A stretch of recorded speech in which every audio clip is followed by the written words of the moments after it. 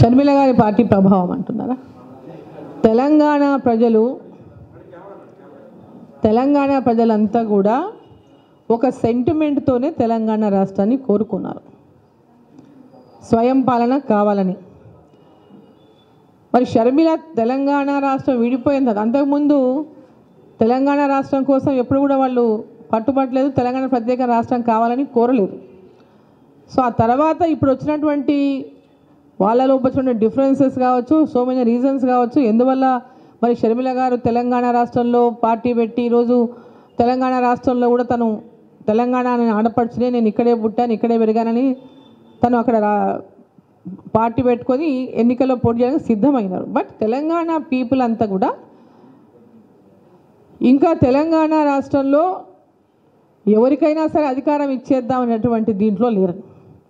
తెలంగాణ సాధించుకున్నదే తెలంగాణ ప్రజలు తమ గతంలో ఆంధ్ర పాలకుల వల్ల నిర్లక్ష్యానికి గురైంది తెలంగాణ అని, ఆంధ్ర పాలకుల వల్ల అనేక నష్టాలు పోయింది తెలంగాణ అనేటువంటి ఒక సెంటిమెంట్తో తెలంగాణ రాష్ట్రం ఏర్పాటైంది. సో ఆ సెంటిమెంట్ ఉన్నంత వరకు షర్మిలమ్మ గారు పార్టీ పెట్టినా లేదా ఇంకోరు పెట్టినా, ఆంధ్ర వాళ్ళు వచ్చి ఎవరు అక్కడ పార్టీ పెట్టినా దాన్ని తెలంగాణ ప్రజలు ఆదరించేటటువంటి పరిస్థితి ఉండదని నేను అనుకుంటున్నా. ఉండొచ్చు, వాళ్ళ పార్టీ తెలంగాణలోనే పోటీ చేస్తే ఆంధ్రాలోనే పోటీ చేయొచ్చు కదా, ఇక్కడనే పోటీ చేసినవచ్చు షర్మిలమ్మ గారు.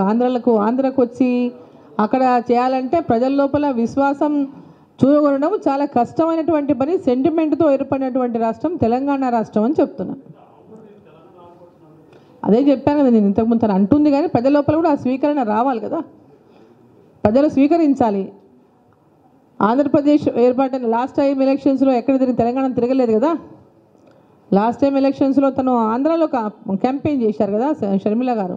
సో అంత ఈజీ కాదు, తెలంగాణ ప్రజలు విశ్వాసం చూరగొనడం అనేది అంత సులభం ఉండదు. హాయ్ ఫ్రెండ్స్, మా టుడే టుమారో యూట్యూబ్ ఛానల్ చూస్తున్నందుకు చాలా థ్యాంక్స్. మరిన్ని లేటెస్ట్ వీడియోస్ కోసం వెంటనే సబ్స్క్రైబ్ చేయండి. అలాగే ఈ బెల్ ని కూడా రింగ్ చేసేయండి. మా నోటిఫికేషన్స్ అన్ని మీ మొబైల్లో వస్తాయి. అలాగే మా వీడియోస్ మీకు నచ్చితే లైక్ చేయండి, షేర్ చేయండి, నచ్చకపోతే కామెంట్ చేయండి.